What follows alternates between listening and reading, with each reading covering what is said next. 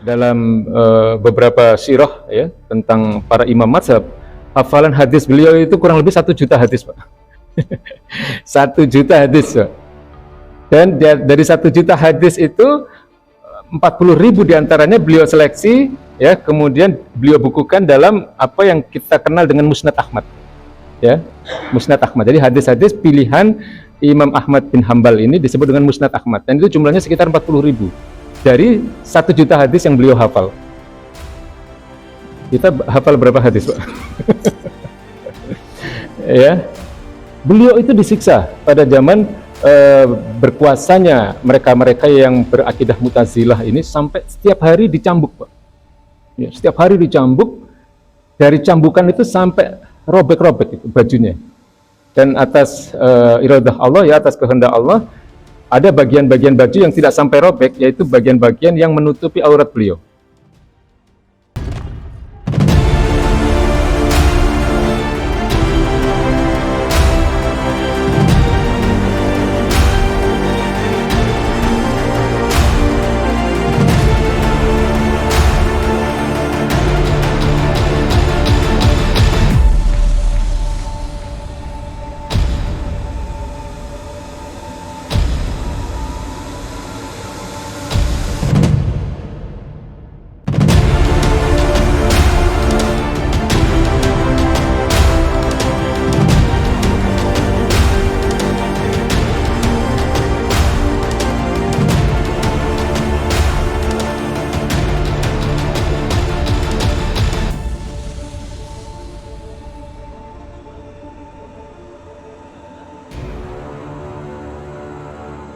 Ya, pekan lalu kita sudah membahas mengenai adanya firqah, ya, firqah atau aliran-aliran yang timbul atau yang lahir setelah masuknya pemikiran-pemikiran filsafat di tengah-tengah kaum muslimin.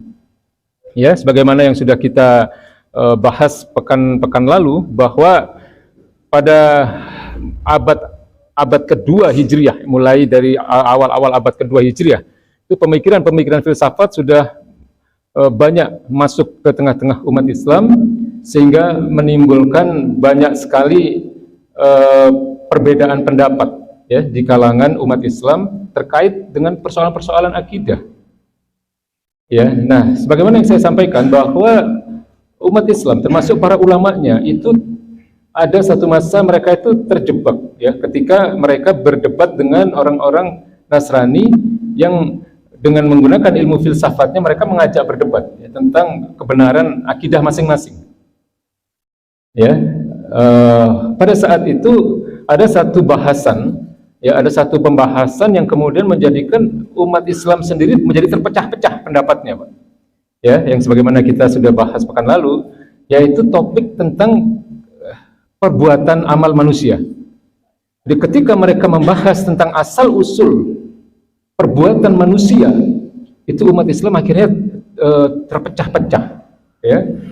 Mereka terbagi menjadi beberapa kelompok ya. Jadi kelompok pertama yang sudah kita bahas adalah kelompok Mu'tazilah dan Qadariyah. Jadi ini sebenarnya dua kelompok, tapi secara umum mereka mempunyai akidah yang hampir mirip, sehingga dalam kitab-kitab ya biasanya dalam pembahasannya dijadikan satu, Mu'tazilah dan Qadariyah. Ya, nah, prinsip utama dalam pembahasan Al-Qada wal Qadar ini kan sebagaimana yang saya sampaikan tadi, pembahasannya adalah tentang asal-usul perbuatan manusia.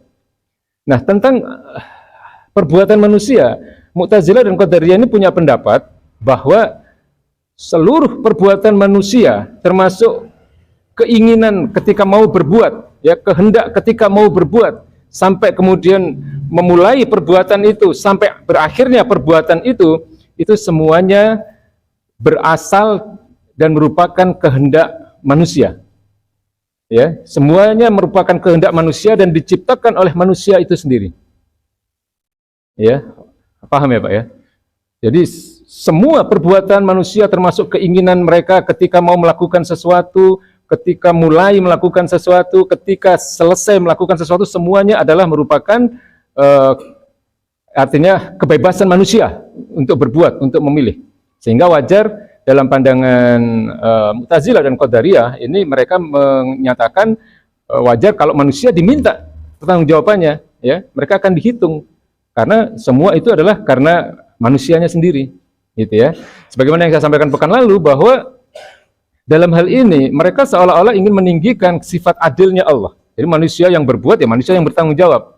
Tapi mereka lupa bahwa di dalam perbuatan manusia itu ada wilayah yang merupakan kudrohnya Allah, ya, kekuasaan Allah. Ada kehendaknya Allah ketika manusia tidak bisa memilih. Ya, ketika manusia tidak berkuasa untuk melakukan apa yang dia inginkan, nah itu kan sebenarnya bukan dari kehendak manusia kan. Ya, saya seringkali memberi contoh ketika ada sopir bis ya yang remnya blong itu misalnya. Ya, dia maunya bisnya diarahkan ke tempat yang aman, maunya bisnya diberhentikan gitu kan, maunya bisnya tidak nabrak mobil-mobil lain dan seterusnya, tapi kan dia nggak bisa milih itu. Ya, nah itu nanti ada bahasan tersendiri, Pak. Tapi di sini paham Mu'tazilah atau Qadariyah ini menganggap bahwa semua itu adalah dihasilkan oleh manusia. Ya. Nah, di samping akidah yang seperti ini, ada beberapa prinsip akidah lain sebenarnya di dalam pemahaman Mu'tazilah dan Qadariyah ini. Ya, di antaranya adalah mereka mengimani bahwa orang-orang beriman yang melakukan perbuatan dosa besar itu nanti mereka menempati suatu tempat yang disebut dengan al-manzilah baina manzilataini. Suatu tempat di antara dua tempat. Maksudnya antara surga dan neraka. Dan mereka menyatakan orang-orang seperti itu tidak bisa dibilang mukmin, juga tidak bisa dibilang kafir. Ya, sehingga tempat mereka nanti ada di neraka sebenarnya, tapi nerakanya neraka yang paling ringan, gitu ya. Sementara kalau dalam keimanan kita, selama orang itu masih berakidah Islam, ya, meskipun dia katakanlah dia berbuat dosa, tapi dia mengimani Allah, dia mengimani kenabian baginda Nabi Muhammad SAW, kemudian mereka mengimani rukun iman yang 6, mereka masih tetap akan masuk surga. Setelah sebelumnya ada hisab, ada pembalasan atas perbuatan dosanya. Ya. Kemudian keimanan mereka yang juga cukup penting untuk diketahui, mereka menganggap bahwa Al-Quran itu makhluk. Ya. Jadi mereka beranggapan bahwa segala sesuatu yang tidak ada kemudian diadakan oleh Allah itu adalah makhluk. Ya, sementara di dalam keimanan kita, ya, dan keimanan para ulama-ulama salafus saleh, ya, mereka tidak mengatakan bahwa Al-Quran itu makhluk, karena Al-Quran itu adalah kalamullah. Al-Quran itu firman-firman Allah yang tidak bisa disebut sebagai makhluk. Ya. Ini faham Mu'tazilah Qadariyah ini pernah mendominasi peradaban dunia, Pak. Jadi selama berabad-abad mereka pernah mempengaruhi mereka-mereka yang memiliki kekuasaan. Ya, sehingga pada masa-masa itu banyak sekali orang-orang atau para ulama yang memiliki akidah yang berbeda dengan akidah Mu'tazilah itu sampai mengalami banyak penyiksaan, pembunuhan. Ya.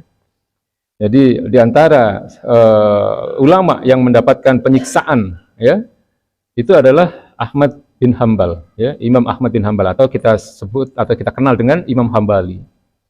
Ya, beliau ini orang yang luar biasa, Pak. Ulama yang luar biasa yang pernah dimiliki umat Islam. Ya, dalam beberapa sirah, ya, tentang para imam mazhab, hafalan hadis beliau itu kurang lebih 1 juta hadis, Pak. 1 juta hadis, Pak. Dan dari 1 juta hadis itu 40.000 diantaranya beliau seleksi, ya, kemudian beliau bukukan dalam apa yang kita kenal dengan Musnad Ahmad. Ya, Musnad Ahmad. Jadi hadis-hadis pilihan Imam Ahmad bin Hambal ini disebut dengan Musnad Ahmad. Dan itu jumlahnya sekitar 40.000 dari 1 juta hadis yang beliau hafal. Kita hafal berapa hadis, Pak? Ya. Beliau itu disiksa pada zaman berkuasanya mereka-mereka yang berakidah Mu'tazilah ini, sampai setiap hari dicambuk, Pak. Ya, setiap hari dicambuk, dari cambukan itu sampai robek-robek itu bajunya. Dan atas iradah Allah, ya, atas kehendak Allah, ada bagian-bagian baju yang tidak sampai robek, yaitu bagian-bagian yang menutupi aurat beliau. Ya. Sampai sipir penjara itu sampai nggak tega, ya. Sampai kemudian mengatakan kepada Imam Ahmad, sudahlah, apa susahnya mengakui atau mengatakan ya, bahwa Al-Qur'an itu makhluk. Gitu. Tapi Imam Ahmad bin Hanbal tetap tidak mau mengatakan bahwa Al-Qur'an itu makhluk. Karena apa? Beliau mengatakan, lihat di luar penjara sana. Berapa ribu orang yang menunggu pernyataanku tentang hal ini. Ya. Aku tidak ingin aku selamat sendirian, sementara ribuan orang yang mengikuti aku, mereka tersesat. Ya. Ini Imam Ahmad bin Hanbal. Ya. Atau yang kita kenal dengan Imam Hambali. Jadi itu Mu'tazilah. Ya. Semangat awalnya membela Islam, semangat awalnya meninggikan keadilan Allah. Tapi karena kemudian banyak sekali pengaruh-pengaruh pemikiran-pemikiran filsafat, sehingga banyak hal-hal yang bersifat akidah yang kemudian mereka menggunakan akal mereka, ya. Ini yang tidak benar, ya. Artinya dalam hal-hal yang seharusnya tinggal menukil atau tinggal kita katakanlah menggunakan dalil nakli, mereka menggunakan akal mereka. Seperti mereka mengatakan bahwa ada tempat di antara dua tempat untuk orang-orang beriman yang melakukan dosa besar, ini kan akal ini, ya. Karena nggak ada dalil naklinya itu. Ya, ini akal mereka yang mengatakan itu, ya, terutama Wasil bin Atta, ya, pendiri aliran Mu'tazilah ini. Nah, ini kelompok pertama sudah kita bahas. Nah, kemudian ada kelompok kedua yang disebut atau dikenal dengan Jabariyah. Ya. Nah, ketika membahas tentang amal perbuatan manusia, mereka punya pendapat yang bertolak belakang dengan Mu'tazilah. Mereka mengatakan bahwa seluruh perbuatan manusia, termasuk keinginan manusia ketika mau berbuat, ya, kehendak manusia ketika akan berbuat sampai selesai perbuatan itu dilakukan, itu semuanya adalah berasal dari Allah Subhanahu wa taala. Ya. Jadi orang-orang Jabariyah itu menganggap bahwa manusia itu dipaksa dalam melakukan apapun itu. Maka Jabariyah itu kan berasal dari kata jabaro yang artinya memaksa. Jadi manusia itu seolah-olah dalam kehidupannya itu dalam melakukan seluruh amar perbuatannya itu dipaksa, ya, dipaksa oleh Sang Pencipta. Jadi artinya manusia itu seperti kapas yang nggak bisa memilih ketika diterbangkan oleh angin, ya. Angin mengarahkan kemana, kapas itu kan harus nurut. Ya, manusia itu seperti wayang yang digerakkan oleh dalangnya. Ya, jadi wayang kulit itu kan nggak bisa milih dia. Dalangnya mau mengarahkan ke mana, melakukan apa, itu terserah dalangnya. Manusia seperti air yang mengalirnya selalu ke bawah, nggak bisa milih ke samping atau ke atas. Jadi ini Jabariyah, sehingga menimbulkan sifat-sifat yang apatis, ya, sifat malas, sifat yang seolah-olah tidak punya motivasi, dan menganggap bahwa semua itu sudah takdir Allah. Ya, jadi penjahat, ya takdirnya Allah. Jadi ustadz, takdirnya Allah, gitu kan? Ya, jadi pencuri, ya takdirnya Allah. Semua yang terjadi di atas muka bumi ini karena takdir Allah, dan nanti kalau orang itu harus disiksa di neraka, ya itu takdirnya Allah juga. Kalau orang harus masuk surga, ya itu karena takdirnya Allah juga.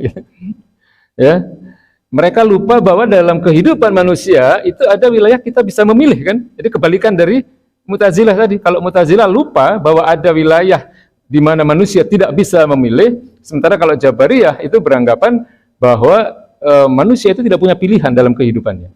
Padahal kan kita bisa milih, Pak. Dalam kehidupan ini banyak di mana kita harus memilih.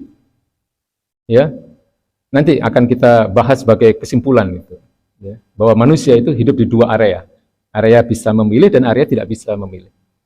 Ini Jabariyah, ya. Jadi ini pola pikir yang tidak benar, ya, tentang amal perbuatan manusia.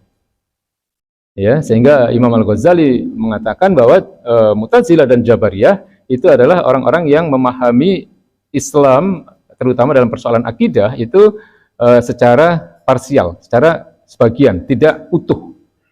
Ya, itu menurut pendapat Imam Al-Ghazali.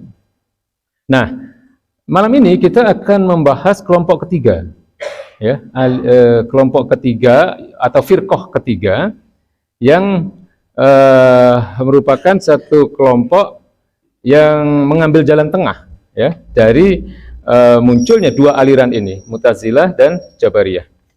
Ya, kelompok ini adalah kelompok yang sering disebut dengan kelompok Ahlus Sunnah, ya, yang berpaham Asy'ariyah atau Maturidiyah.